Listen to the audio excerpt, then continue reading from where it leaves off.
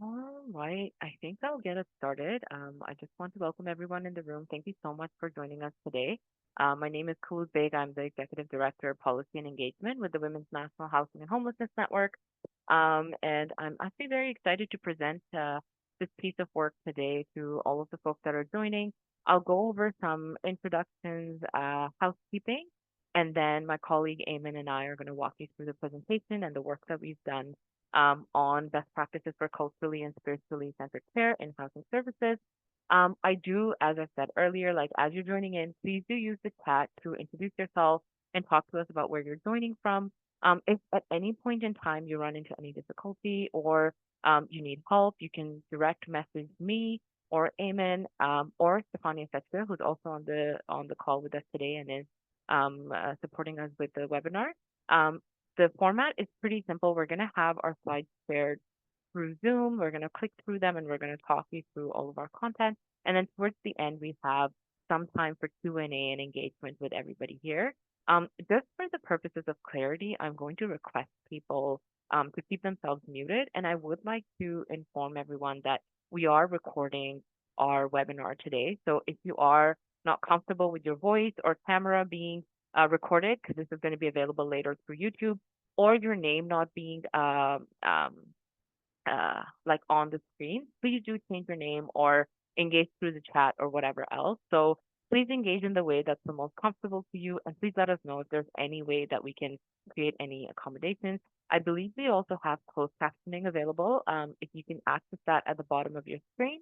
Unfortunately, we are not providing any interpretation today. So it's largely going to be our conversation is going to be in English, but if you do want to engage in French, I'm sure there's other people that are speaking French, and you can do that through the chat. So just wanted to walk people over some quick housekeeping. I'll pass it to my colleague Eamon to introduce herself, and then I'll walk us through our agenda and how. Hi everyone, my name is Eamon, and I recently joined the Women's Network, and I'm really happy to be able to participate and have a hand in the research process thus far. And I'm really excited for you guys to see what we've accomplished over the last couple months. Awesome. Thanks so much, Eamon. Um, So, as we begin, I just want to acknowledge that the Women's National Housing and Homelessness Network recognizes that Canada is a settler colonial state on Turtle Island which for generations has been governed and inhabited by Indigenous peoples practicing traditional ways of doing, knowing, and being. Our team today, so that's Eamon and I, are situated in Calgary, and we are traditionally known as Mohawk, which is on Treaty 7 territory. However, the Women's National Housing and Homelessness Network is an interregional network. We kind of function all across Turtle Island, and that is dedicated to improving, and our work is dedicated to improving living situations of women and gender diverse people, as well as ending incidents of homelessness and housing insecurity for women and gender diverse people. The best practices that we are presenting today are deeply situated in research emerging from shelters operating on the traditional territories of the Huron-Wendat, the Anishinaabe, the Haudenosaunee, the Wyandot Nations, and the Mississauga of the Credit First Nation, as well as lands covered by Treaty 13, Williams treaties with multiple Mississauga and Chippewa nations. So as we start, please do, as I already said, please do introduce yourself and where you're joining from, and feel free to add your land acknowledgement to the chat as well. I've already gone over some of the housekeeping because I realize it's like one of the first things I want to let people know. But like I said, if at any point in time there's any accommodations that we can help you with, please do let us know through the chat. And just a quick reminder once again that we are recording this session. So whatever you're comfortable with being on recording, that's probably the best way for you to move forward. We will have a Q&A at the end of the session, and that most likely will be included in our recording as well that we'll post on YouTube eventually.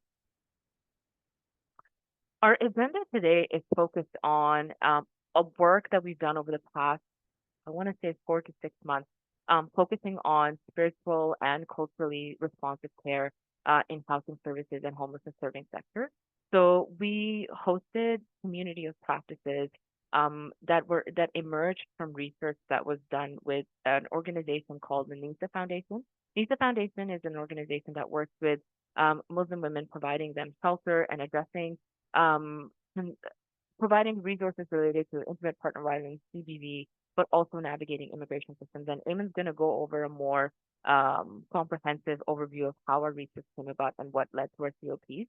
But that's sort of like where our work started from. Our collaboration with Nisa Homes led us to thinking about what would it look like if we were to work on culturally responsive and spiritually responsive care within homelessness and housing serving sector. And we thought that the information that we've learned from the research from Nisa Homes could really lend to a larger community of practice and then emerging best practices and a toolkit that can help people do this well in their work. So that's what we're presenting to you today. We have a best practices report that we will be sharing shortly. We have a toolkit to enable and give people the tools to actually bring the best practices into their work. I'm quite excited to share this work with you, and I'm really interested to hear what folks have to say and if they have any follow-up questions or concerns. Um, so I'm going to pass it on to Eamon to kind of walk us through who we are, what we do, and then how we came about doing this work. Thank you, Khalid. So for those of us who are joining us for the first time today, the Women's National Housing and Homeless Network is an organization that is focused on preventing and ending homelessness for women and gender diverse people all across Canada and advancing the right to housing for all. And our team's activities thus far have included, but like not limited to like conducting research on causes and solutions for homelessness, as well as housing insecurity, alongside advocating for policy change. And we ultimately aim to value, listen, and seek to actualize the voices of women identifying people with lived experiences of homelessness through policy discussions as well as debate. And really, a key part of the work we do is to be able to bring people together for the development of best practice based toolkits and training to support the transformation of programs as well as systems to support ending homelessness. And that's really why we're here today. We recognize the importance of nuance, and, you know, while these nuances may appear small, they often make a huge difference in someone's life at the end of the day. And this is especially crucial when it comes to addressing the needs of those who experience intersectional marginalization. And that's what led us to work with the NISA Foundation as well as the Doha Institute. Next slide, please. Thank you. So, throughout our community of practice, our research used the Nisa Home Shelter model as a foundational jumping off point in developing the best practices that we'll be presenting today. And I think just to give everyone a little bit of a background, Nisa Homes is the shelter arm of the Nisa Foundation, and it operates shelters for women and children fleeing domestic violence or homelessness. And essentially, it's with resources that are informed by Islamic principles of giving back to the community. And it offers a space to heal from the impacts of violence and homelessness while also aiming to empower women and children to flourish. And that's usually done with the aim of challenging culturally neutral practices through the promotion of culturally responsive ones instead. And the aim of our community of practice based off of that was to create resources that meet clients where they are and provide resources that foster sustainable paths to independent living, as well as helping service providers understand the ways in which to facilitate that. By those who access its support, Nisa Homes was understood as more than just a shelter, and its model was based on providing women with tools to succeed beyond shelter life, with an emphasis on long-term recovery, stability, and emphasizing community connections. Next slide, please. So at this point, I do want to take some time to acknowledge the Doha Institute as well as the researchers that were working on a team that allowed us to make this project possible. Our understanding of the Nisa Home Shelter model emerges from the work of Dina Taha and her developing report on the nuances Muslim and immigrant women experience when navigating homelessness or housing precarity. And that's usually at the intersection of other unique factors like intimate partner violence or language barriers that make their struggles distinct and in need of critical attention. And her research focuses on the past and present experiences of women at Nisa Home shelters, and that was specifically in Mississauga and Scarborough. And it was mainly comprised of a series of in-person interviews with clients and staff, as well as an online survey. And her initiative essentially sought to assist Nisa Homes in understanding, documenting, and evaluating their model, as well as the structural and systemic challenges and opportunities that they face to service provision and to be able to pave the way nationally. And I think we would like to express extreme gratitude towards her, as well as the Social Sciences and Humanities Research Council, through their partnership Engage grant, as well as Wilfrid Laurier University, and then the Doha Institute for Graduate Studies, as well as Nisa Homes themselves, in allowing us to situate these practices in our findings, and as well as providing us with the preliminary results and early learnings from their surveys and their interviews. That took place, I believe, over a period of a year. So it was really fundamental to the work that we've achieved today. Once again, we also extend our appreciation to Nisa Homes for their invaluable contribution to this research by facilitating access to clients and staff for both of these studies. Their support and insights have been instrumental in shaping our best practices report today as well. Next slide, please.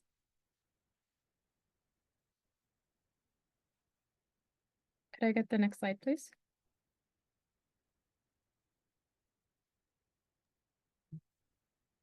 Please, Thank you.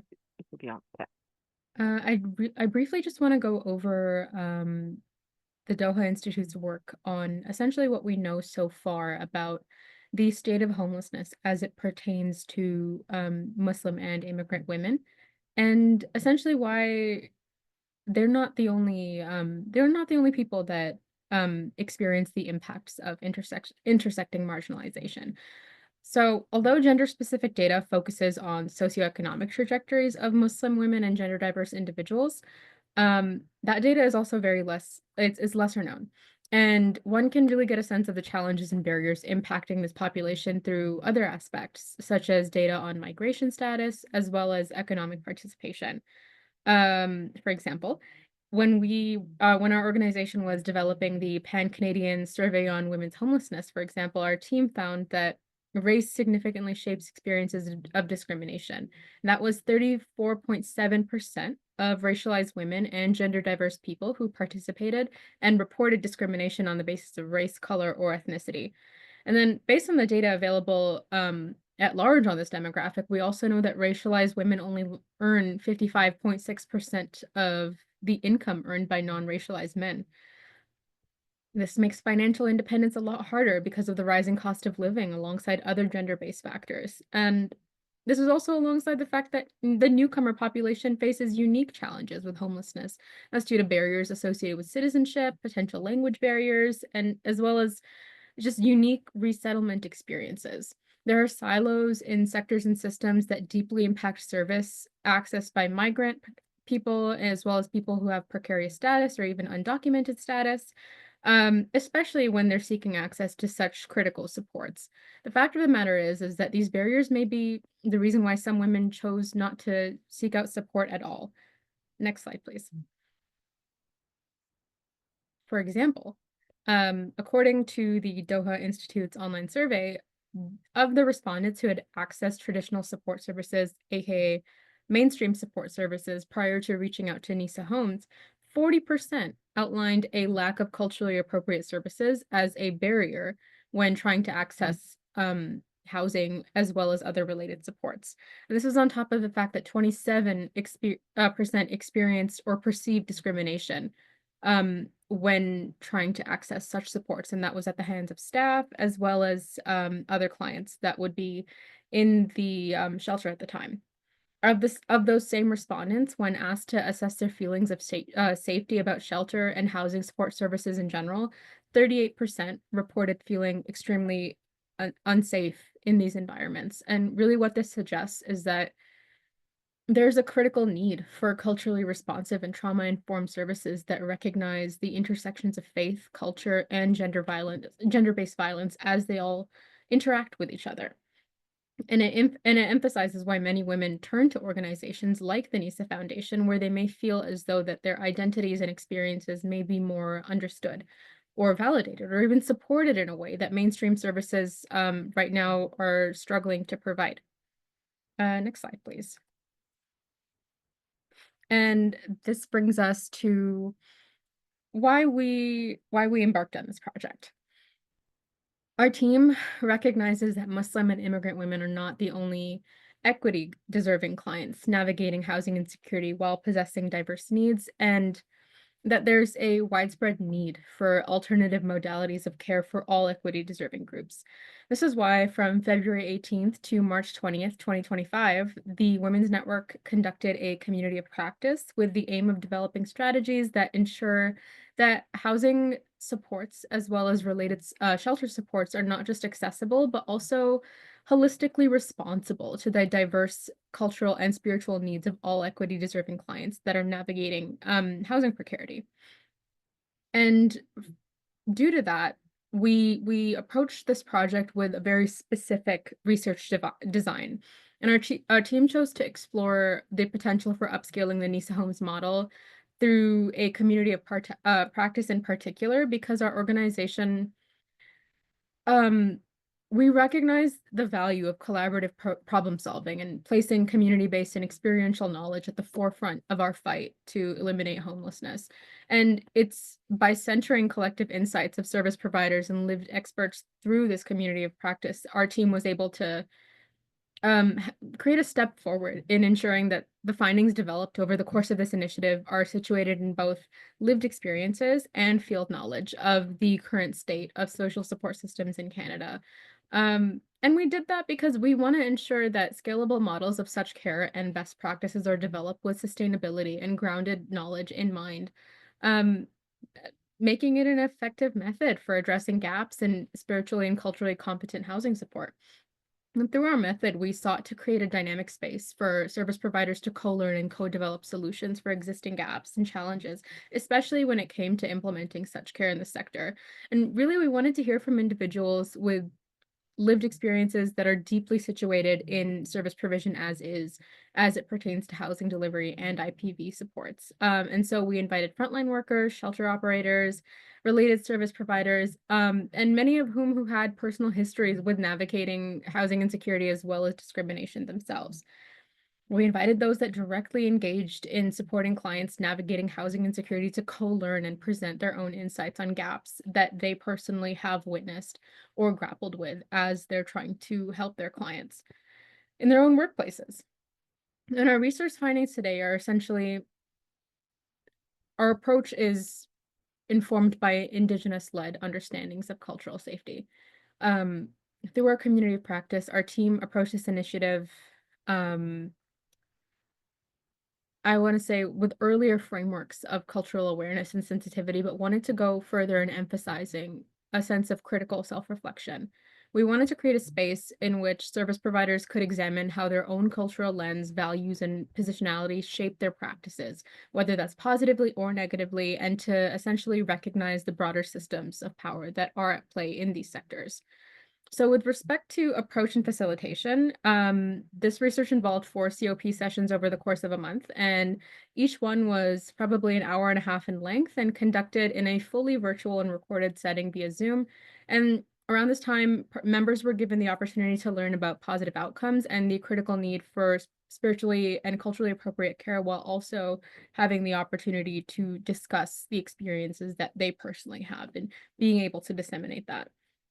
And each session included a series of iterative discussion periods that were conducted, I want to say about 20 to 25 minutes per question that we addressed with our participants. And they were essentially designed to be developmental in the hopes that participants would continuously build and refine their insights over the course of time, as well as also as they learned from other members' practical experiences. So prior to starting each COP session, we also delivered a summary report that outlined any key themes and insights that were shared from the session prior, as well as just emerging insights that were drawn for them so that we could provide a foundation for um, future ideas as the research developed. Each session was essentially scaffolded to progressively enhance the knowledge that was being shared. And we first started off by disseminating the Doha Institute's early learnings and preliminary survey findings, and then branching off from there as we established our knowledge base. I think we'll get into that now as well. Next slide, please. Thank you. So in our first session, insights or I want to say before I want to provide an understanding for how all of these are organized.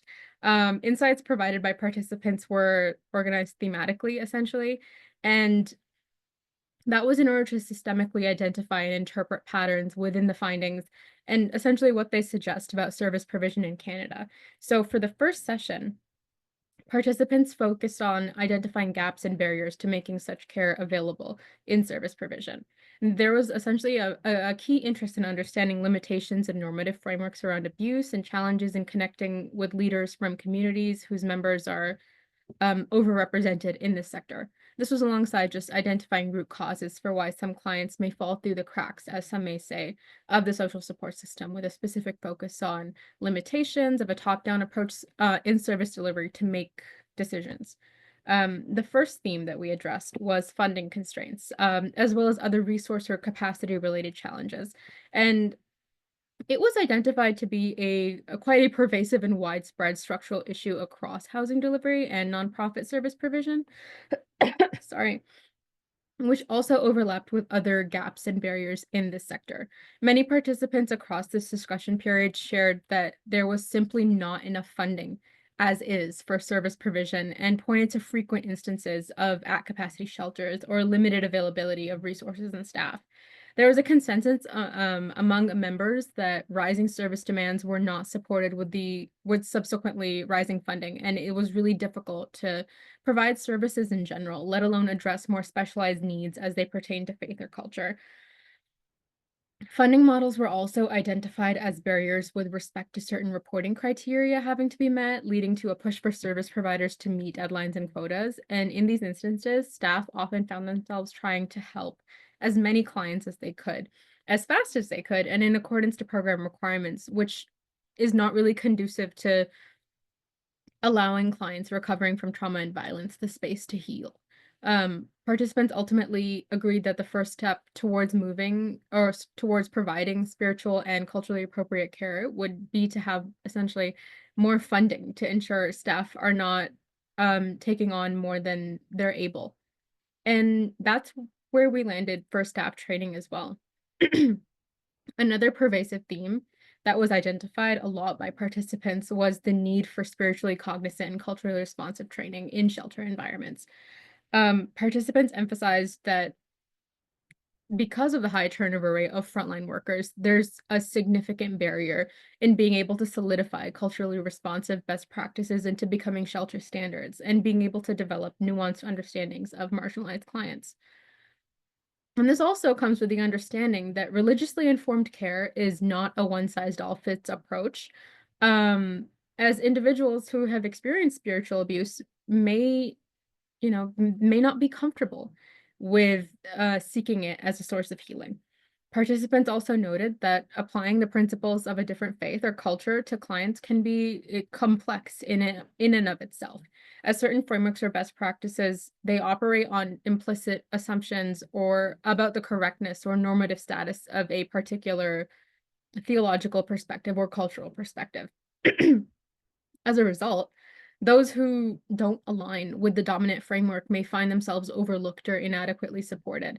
And within that vein, sectarianism was also identified as a potential cause of rifts as well, within specifically trying to apply cultural or faith-based principles to a certain demographic within mainstream service provision. Um, and then after that was also time constraints, and just the idea of how time itself is a barrier to providing effective care across service provision, just because of how overwhelmed the system is as is. And it was with a particular focus on increasing demand for support services, but limited space and resources to be able to work with clients in the capacities that they deserve. In the session, participants argued that long waiting lists lead to limited options for service providers to support clients, especially when it comes to tailored care, on top of the fact that many shelters also have time limits on the lengths of their stay. These limitations on service as well as resources can lead service providers to be unable to even form connections with clients and assess the cultural or historical nuances of their needs. And that's similar to how funding constraints can impact effective service. Staff may feel really overwhelmed and feel as though that they have to move clients along quickly to maintain certain requirements and maintain service provision. And again, that impacts their ability to heal and um be on a path towards independence. And lastly, the potential limitations and opportunities for growth surrounding community-based upscaling were also addressed, and that was with respect to potentially engaging with community organizations and members that are already working with providing culturally responsive or spiritually centered care, where gaps in the housing sector persist. Um, yes, we can wrap up in 5 minutes. So given the insular nature of immigrant and newcomer communities, there is quite a bit of stigma in smaller communities in seeking out help. So what service providers struggle with is being able to bridge the gap between significant levels of perceived judgment that clients experience and how they would be able to effectively overcome that with those community-based challenges. Next slide, please.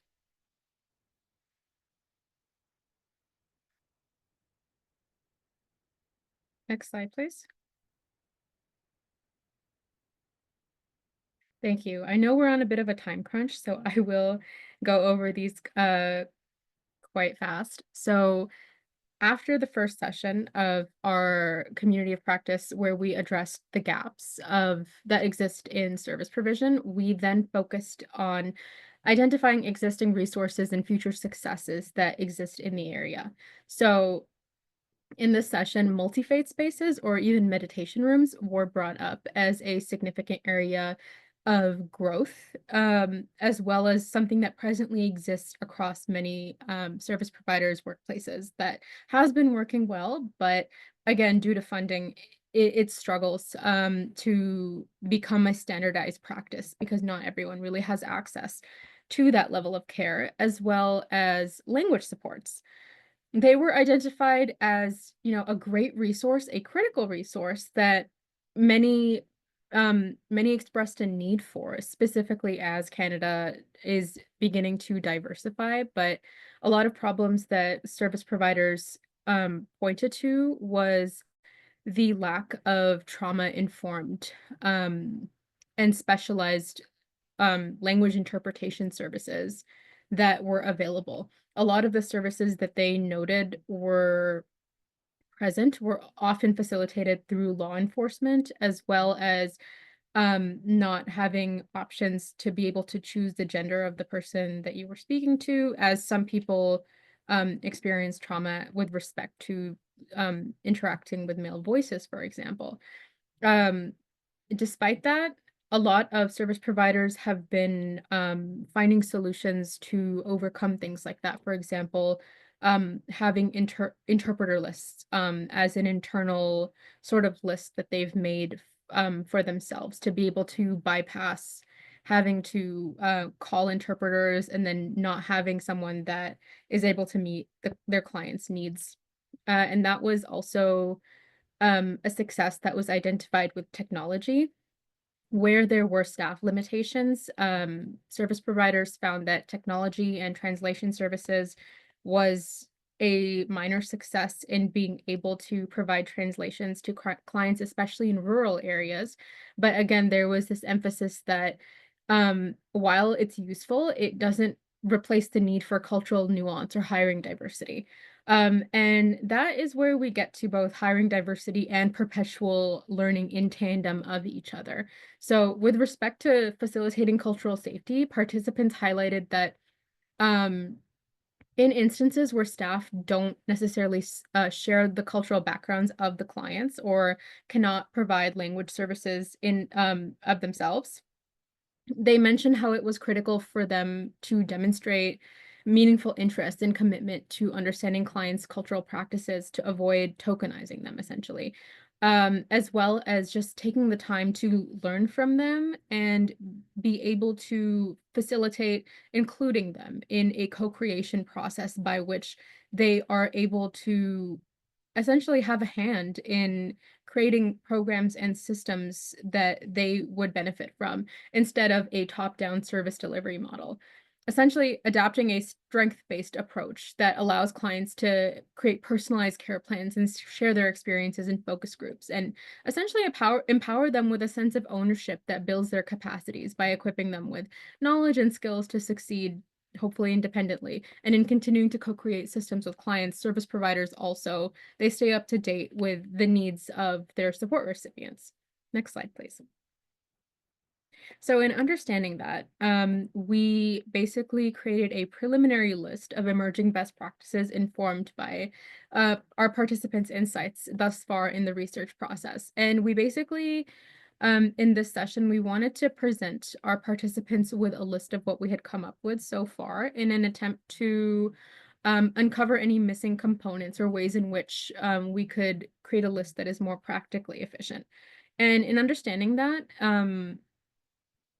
our participants brought up that client participatory approaches have a lot of caveats to them, essentially. Um, One point that was brought up was the idea that oftentimes when service providers ask clients to disseminate knowledge about their experiences as well as their faith-based or cultural backgrounds, it's done in a way that does not honor their experiences or does not do it in an actionable framework, nor does it compensate them. So it was brought up that stipends, honorariums, and consultation fees should be standards of practice to be implemented, as well as just creating a space in which clients are not left with just the burden of sharing without any actionable consequences. The spaces should be structured, purposeful, and they should be spaces with clear expectations that um, have policy outcomes related to storytelling. And in that same vein, we also talked about considerations for community-based partnerships. A lot of our participants brought up that instead of overly relying on clients, we should be fostering community-based partnerships as that would also be compensated and hire experts in the cultures and in the faith communities that have the expertise to disseminate knowledge about what a proper culturally informed resource would be. And that would be, for example, facilitating partnerships with Indigenous elders as well as leaders in the Muslim community so as to not overly rely on clients to continuously have to teach service providers to have that relationship with communities that are already bridging the gap in the housing sector would be a great step forward. And that was also with some considerations for structural limitations. Participants pointed to the need to redefine parameters to go beyond simply having a client having a roof over their head. And that includes just challenging normative frameworks to that redefine what it means to be safe. It includes more of an emotional capacity as well as policy related outcomes, for example, rent regulation reform. And we also presented our toolkit to our clients in or our participants in this session. And that was essentially to understand how we could best implement it and best standardize the best practices that we're presenting to you in this session. That involved organizational and sector-wide accountability, essentially creating a system in which the sector is more coordinated between shelters, housing providers, legal support, service aides, as well as the standardization of practices through resource libraries, for example, that continue to facilitate training in a way that standardizes accountability as well. Next slide, please.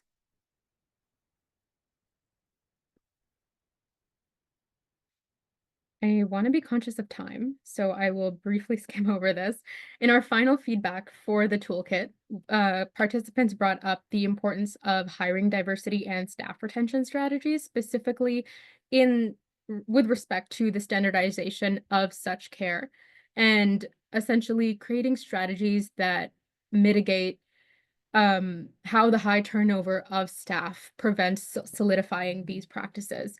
They went on to say that there should be essentially proper channels and mechanisms to address things like confusion, once again, resource libraries, and that essentially cultural competency training as well as accountability in leadership should be a tailor fit in being able to address every single aspect of leadership, and the roles and responsibilities that each member has in service provision, as well as how that can be altered to be able to respond in a culturally responsive way. Next slide, please. Next slide, please. Thank you. And essentially, through the development of the best practices that we have prepared for you today, we also want to acknowledge that there are some limitations within the scope of our process. And that comes with the recognition that best practices themselves are fluid and context dependent. And they're not really a one size fits all approach. And we recognize that what works in one setting or community may not be applicable for others. Amidst these limitations, we also find that the work emerging from our COP, it does not diminish the idea um, of, of of culturally responsive care, and that instead it highlights the need for ongoing dialogue and adaptation and iterative learning within the sector. And I think it's a right step forward in centering lived experiences and developing a more inclusive and responsive sustainable service model. I think I'm going to pass it back to Khulud to talk about our best practices. Thank you so much, Eamon, for the overview of how we got here and the kind of work that we put in to develop the foundation for developing the best practices and subsequently the toolkit. I just am going to share the link to access the best practices document and the toolkit document on our website, so you can go take a look at it yourself.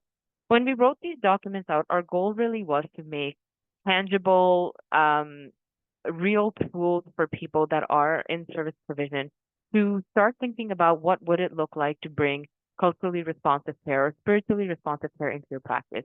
And also just recognizing and acknowledging that a lot of service providers are already doing a lot, functioning at capacity or over capacity, overwhelmed with very complex challenges. So as we put together some of these best practices and the tools in the toolkit, we also thought about what could be ways of bringing in, adaptation or small changes or incremental changes as you create capacity in your work. So the best practices we hope are not really overwhelming and not things that feel like a really far off goal. Rather, like provide a lot of like different initiatives and ways in which your team and the entirety of your team can be involved in thinking about what does it mean to do spiritually or culturally sensitive or responsive care in your work, and how at the end of the day it can improve service navigation experiences for people that are navigating um, very complex and at times disconnected piecemeal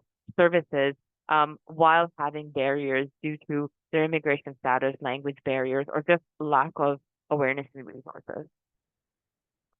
So we split up our best practices into four areas. Um, our first area, which all like Eamon's already spoken about, came out of professional development and training. There was a lot of conversation that we had in our community of practice about doing professional training. How do you do professional training in a meaningful way? How do you do it in a way that, actually connects to outcomes, actually connects to policy change or program change or adaptations in your work? So we noted like one of the key things that came up over and over again, sorry about that, was to ensure that we're not doing training as check boxes, that we're actually creating a more sustainable training plan, that there's check-ins and follow-ups, that there's inclusion of community partners, consultants, and also well recognized, well trusted community voices like Indigenous elders, knowledge keepers in different communities, grassroots networks. And how do we kind of bring that into the realm of training? So we wrote those suggestions and those pieces out as best practices in our work. We also talked about how training needs to kind of be across the organization at different levels of the organization. A lot of the time, a lot of training is focused on frontline staff or supervisors that are involved in frontline services, and less of it kind of moves into upper levels of the organization, like senior leadership or even the board. So when we're talking about cultural responsiveness, when we're talking about spiritual responsiveness, we're talking about an all of organization approach, kind of thinking through how and where and what kind of training or what kind of professional development opportunities could be valuable at different levels of the organization. And then most importantly, we talk quite a bit about feedback and accountability, just ensuring that, there is ways for people to report back. There's ways for people to give feedback back to, their supervisors or senior management. There's ways for people to be able to express that something's not working and there's better ways of doing something. So that those conversations and those um, suggestions that we got through our community of practice got captured under this specific part of our best practices. And you'll see that there's more detail around how we got here in our best practices report. And I'm really hoping that it's something that can facilitate people thinking about what does it mean to bring in culturally responsive and spiritually responsive training into your work, and how can you do it meaningfully, and how can you tie it to specific outcomes. The second piece of the second part of our best practices focuses on sector partnerships and community engagement. And this really is about building partnerships and like building meaningful partnerships with not just with other service organizations, but also possibly with community or cultural organizations or grassroots organizations. A lot of the time in many cities, there are collectives and groups of people that are providing services within their community, but they're not necessarily connected to other service infrastructures. Is there a way for you to do community outreach and build, reciprocal or mutually beneficial relationships where a community group or an organization could benefit from referring people that they're supporting or helping to your services? And alternatively, you can bring in all of that knowledge and expertise into your space, whether as training, as learning, or even as peer support. And, we talk a lot about peer learning and peer support in our best practices as well. So we talk about, enhancing access to information, we talk about referrals, and we talk about community outreach and awareness, and just, being able to form relationships that can also help you be more present in communities where you might not have access right now, or where people might not know about the work that you're doing or services that you have, or even might have stigma about being able to access your services. So that's another key thing. We've also talked a lot about in the report, and I quickly touched upon this, about alternative modalities. One of the things that we learned from our research with Nisa Homes was that a lot of healing modalities that are currently employed in different service spaces tend to be Eurocentric and around Western frameworks. How do we step away from that and create space for alternative modalities, whether that is, group therapies or sweat lodges, sharing circles, um, or even just thinking about like other, like we talked about halakha, which is a specific modality in Muslim communities. It's kind of like a sharing circle as well, where people kind of sit together and discuss and talk with people that they trust. So how do you sort of bring in other types of healing modalities, other types of healing spaces into your service, recognizing that Eurocentric approaches might not work for everyone and are might not be the best way to move forward? We also talk quite a bit about building towards system level change, and this is kind of where we are like, this is where we talk about like how do we get organizations involved in systems level change, because a lot of the work focused on whether it's peer learning, whether it is setting up peer support, whether it's professional development or partnerships, is about your work, your immediate work. But how do we kind of step outside of that and engage in advocacy, engage in conversation building and knowledge sharing beyond that? So, we talk about creating, internal equity for staff from different backgrounds, thinking about your hiring strategies or recruitment strategies and how they could possibly, right now be not best suited to bring different types of expertise into your work. Is your work right now too focused on a certain type of expertise and not recognizing maybe something like a lived experience expertise or expertise from other parts of the world and other types of experiences? One participant in the community of practice says that immigrants, particularly, and refugees have a huge barrier having their credentials recognized. And that can sometimes be a barrier for them to be a part of these kind of work environments, to be a part of service provision. So can you do some thinking about your hiring strategies, your recruitment strategy, and how they can be more holistic and actually consider other types of experiences that people bring on the table? We also talked about doing a sort of like a plan or an audit of like what already exists in your space and what can you be doing better. So like, it was kind of really cool. One of the community practice participants talked about how they were able to do an audit, just like something on an Excel sheet of like, what languages were spoken in their space, what different experiences people were bringing in, what like different spiritual or faith practices people brought into their space. And that kind of gave them a sense of like what already existed, what kind of resources already existed. It's very possible that there has never been or not been a space to ask people about what lived experiences they bring to the table, people that might already be in your team and people that you're already working with. So we've tried to capture all of that within our best practices, and there's a lot more, and it's hard to go over everything. But I really do encourage people to grab those resources from our website and hopefully bring them to your team and hopefully bring them to your work. So we have also accompanying the best practices is some work that we've done on the toolkit for implementing the best practices. And the toolkit really is just an attempt to give folks tangible tools and tangible resources that they can like take forward into their practice. Just creative ways of thinking about how can we do spiritually or culturally responsive care in our work. So, it talks about capacity building. It talks about, an exercise that I just spoke about, doing like a survey of already existing resources at your work. It talks about planning for, certain needs that you might not have considered that emerge from people's cultural or spiritual experiences. So we've kind of gone ahead and thought about how can we actually operationalize best practices into people's work. And this is just a brief overview of all of the different things we've done in the toolkit. It's talking about monitoring progress. It's talked about getting or your organization ready and getting involvement from different levels of the organization. We've talked about doing capacity building for implementation of best practices. And all of that is in the toolkit, and I'm really hoping it's something that you folks can benefit from. I just wanted to walk people through some of the examples, and I know we're just at the 10-minute mark. I want to leave some time for Q&A of what kind of templates and tools we've made available in the toolkit. So, for example, like an asset mapping summary table. This is something that this is something that I was talking about earlier. Like, how do you kind of create a survey within your own team? Like, how do you kind of see what already exists and what are some opportunities to build upon and bring into your work? So we've created some examples. We've created a guide on how to do asset mapping, and we've created like a template or a table that you can just adapt into your practice. We've also created like a little bit of a summary or table or example of how to think about training, like what areas you can focus your training on, areas that were identified through the community of practice.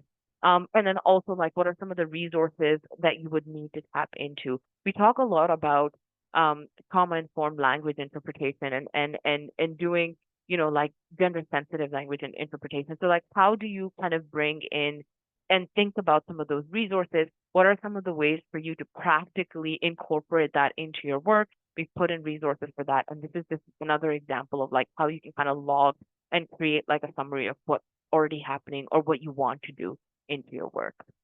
Another example, and this is more so focusing on tracking success, is, like just from time to time, and whether I think most organizations already do some sort of monitoring or tracking success, but could you, incorporate like a table or an appendix or something that's focused specifically around culturally or spiritually responsive to, like work that you've already done, work that you hope to do, um, scaling like programs or like doing more tailored training, who's going to be involved, who's responsible, really focusing on that all of team approach. And one of the things that we've missed in this presentation, but it's like very comprehensively in our documents, is like thinking about peer support and peer learning. How do you get people with lived or living experiences of different systems and system navigation involved into your team at different levels? And I think as you do, as you work through these templates, whether it's training or measuring success or whatever else, our goal really is at the end of the day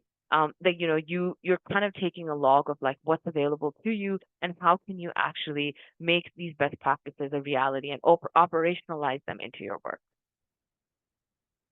So our key takeaways from all of this thought labor that we did, and like a huge, huge shout out to all of the people that contributed to the community of practices and brought their expertise. They're listed in our acknowledgement sections and in the best practices report.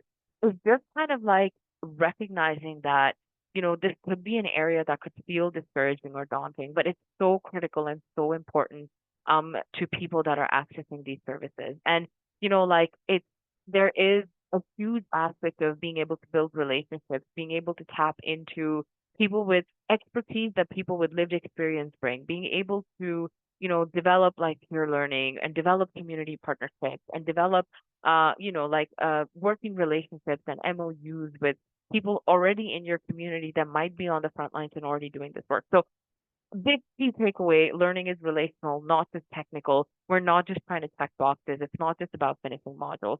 And as well, that there is people might have curiosity about what all of this is. Like as you kind of do cross-cultural work, as you do cross-cultural learning, as you learn about new spiritual practices, there is curiosity, and that's fine. And that it can exist in a culturally safe way, and it can exist in a way that offers like care and is just mindful of people's experiences.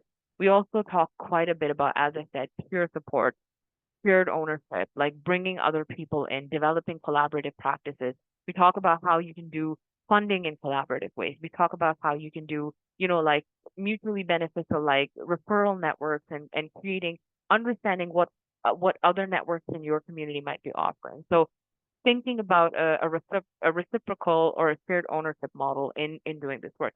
And then most importantly, like how important it is to monitor and measure your success and how that adds to the sustainability of all of this work. So lots of tools and information around doing accountability in the correct way, thinking about restorative practices that are not just, disciplinary or banning people or folks from your practice. How do we kind of create more space to correct mistakes and do it in a way that's like collaborative and restorative? So we talk about all of that.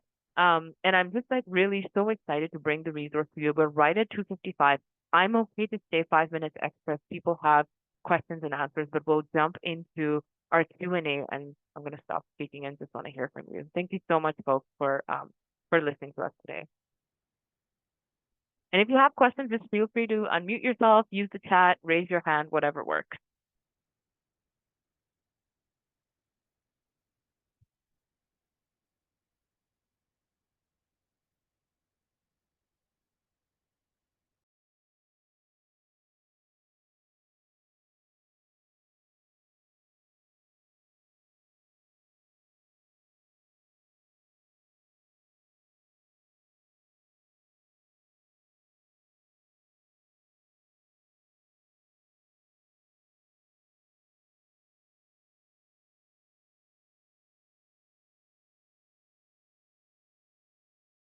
Thank you so much, Sandy. I see your comment in the chat.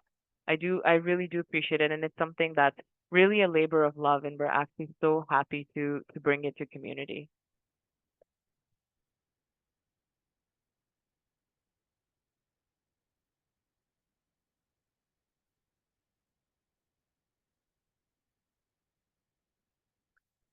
Monitoring the chat. Can't wait to read through. Thank you so much, Mallory.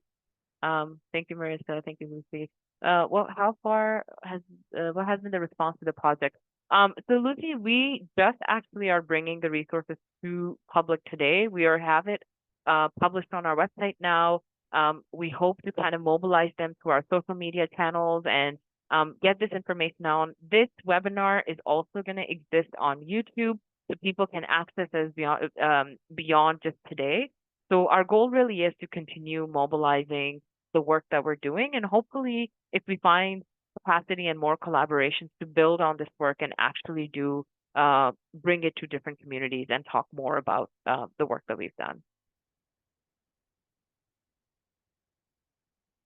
Also welcoming any comments. It doesn't have to be a question.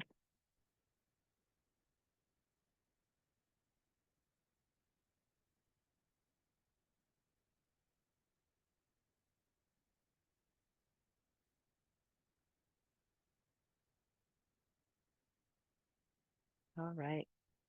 Oh, I see Peter here. Peter was one of the participants of our community of practice.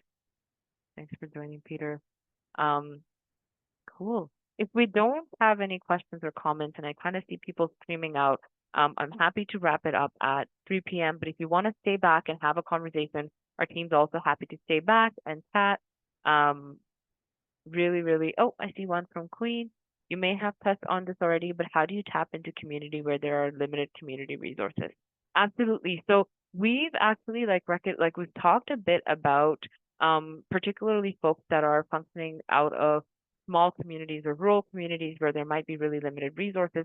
And we specifically talked there, Queen, about how do we connect either through, virtually or through technology. So is there opportunities for us to utilize like the virtual landscape and to be able to find out who's probably doing this work and is able to connect with you virtually? So we've since I guess the pandemic, one of the things that has kind of come out is we've all exist in this connected space online.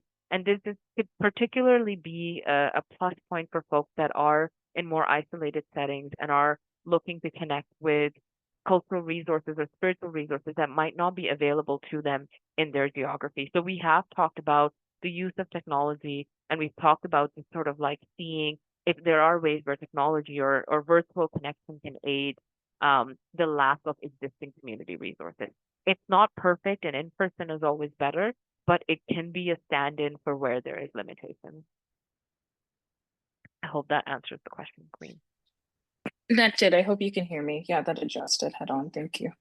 Thank you. Thank you so much, Queen. Um, all right. Cool.